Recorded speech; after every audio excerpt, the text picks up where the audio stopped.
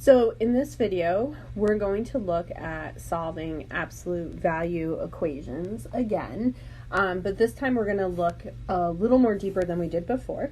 So in the other videos, we talked about how if you have, once you isolate the absolute value, right, so the steps before were 1, isolate the absolute value, so get the absolute value part all by itself, so isolate the absolute value. And then in step 2, when we had the absolute value of x equals a number, a positive number, right, we split it into x equals negative the number and x equals positive the number. Or if the absolute value of x equals 0, then we just said, okay, well, x equals 0. Or if the absolute value of x was equal to a negative number,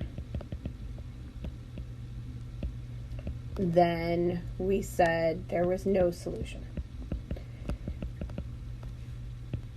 So in this video, we're going to kind of take this one step more, and that is that inside here, you do not have to have just an x.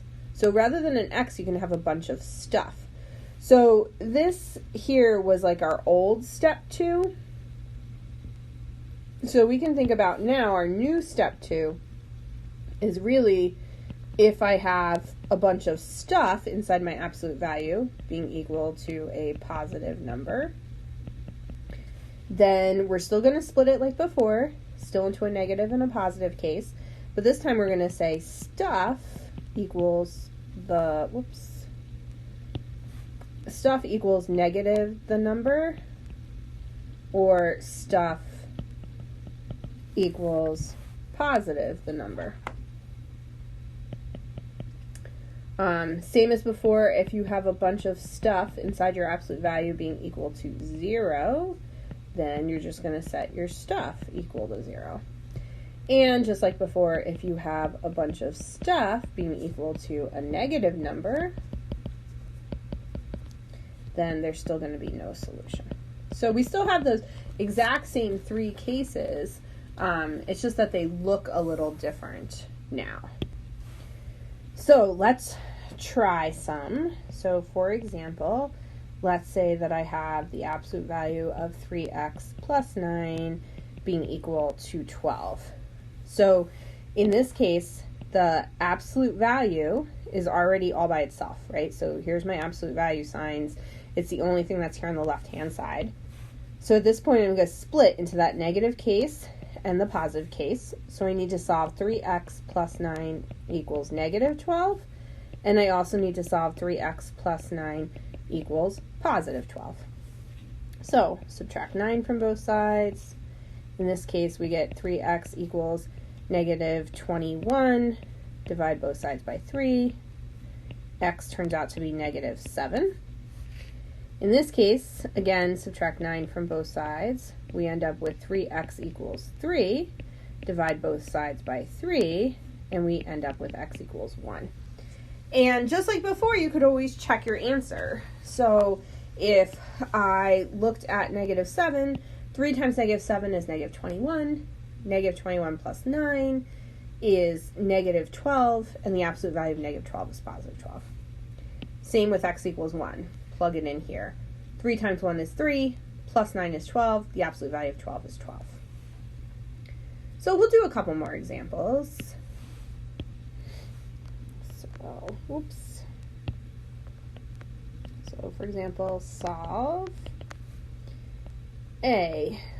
The absolute value of 2x minus 7 equals negative 6. So again, the absolute value is all by itself. So I'm going to leave it alone. I don't have to work to get it by itself. I look over here, it's equal to a negative number. So if you ever get to a point where the only thing on the left-hand side is the absolute value, and you have a negative number on the right-hand side, this is that no solution case. So there's no solution. We can look at another one here. So maybe the absolute value of 4x plus 1 equals 0. So this is that middle case where it's equal to 0. So I'm just going to take the 4x plus 1 and set it equal to 0. Subtract 1 from both sides. 4x equals negative 1. Divide both sides by 4. X equals negative 1/4. And just to make sure we got the hang of it, we'll try one more. So what about 3u minus 9 equals 15? So again, the absolute value is all by itself. This is a positive number, so I'm going to split it into two pieces, the negative piece and the positive piece. So 3u minus 9 equals negative 15. 3u minus 9 equals positive 15. Add 9 to both sides. 3u equals, so negative 15 plus 9 would be a negative 6. Divide both sides by 3. U ends up being equal to a negative 2. And that's okay. Sometimes people get worried that the answer is negative. Your answer is definitely allowed to be negative. You just don't want when you have that absolute value all by itself, right? In this part, in this part here, you don't want this, once I got the absolute value by itself, I don't want it to be equal to a negative. And you'll see more of that in future problems. So in this problem over here, again, I'm going to add 9 to both sides. We end up with 3u equals 24. I'm going to divide both sides by 3. And u is going to turn out to be equal to 8. So you have two answers here, that u equals negative 2 and the u equals 8. So the most important thing to remember, right, is, again, if it's equal to a positive number, we're going to split it. If it's equal to 0, we just get that 1, and if it's equal to a negative number, we get no solution.